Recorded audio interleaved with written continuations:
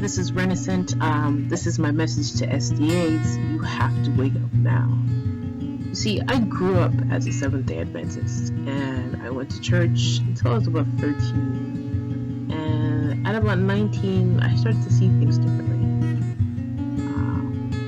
James White, Ellen G. White, founders of our church, and I started to look at their history, also the logo of the church, which didn't quite sit right with me.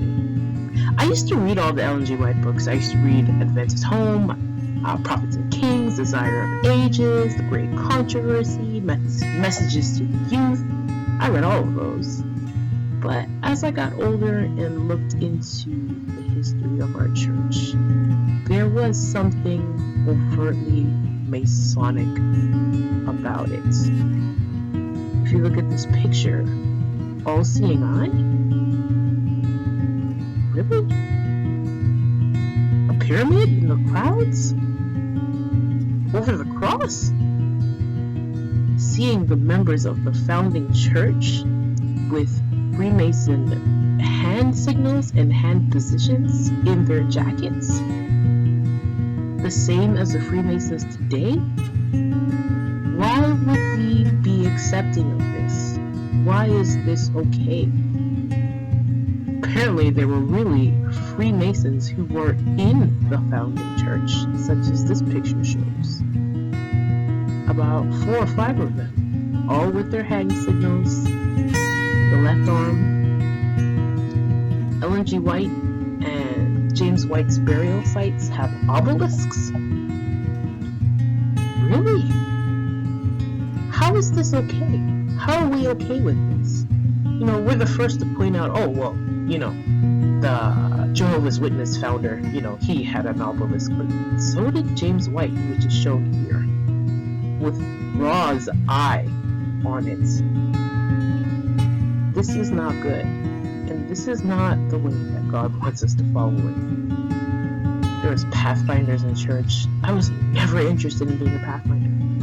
Did you know that Pathfinder is one of the steps that you become when you're on your elevation in the Freemason steps upward to enlightenment, quote unquote? Then the Clearwater Bible started to show up in church, and it started to replace the original Word of God. Now I had a problem with that, because that and Ellen G. White's words were the only one that you would hear on the pulpit. So I became confused. I became worried, and I became determined to study myself.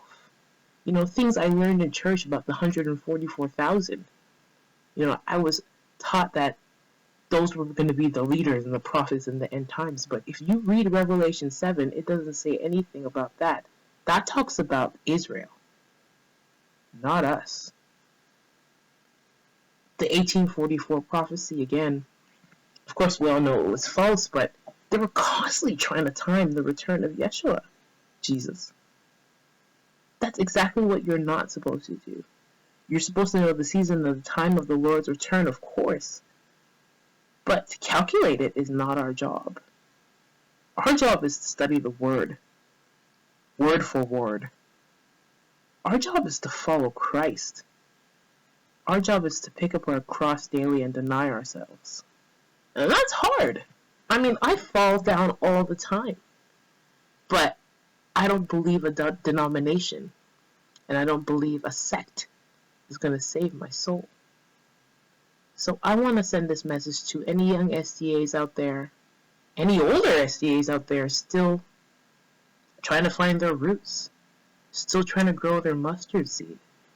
The truth is, we are called to come out of her. And that is, we're not supposed to be assigned to a denomination. We're supposed to be assigned to the truth.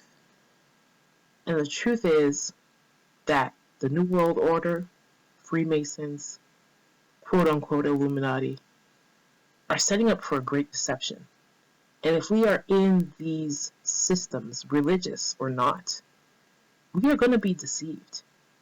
It's for the very grace of God while we be saved.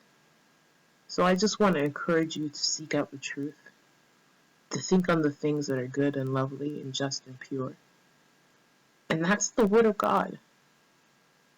Don't cling on to human things and human direction.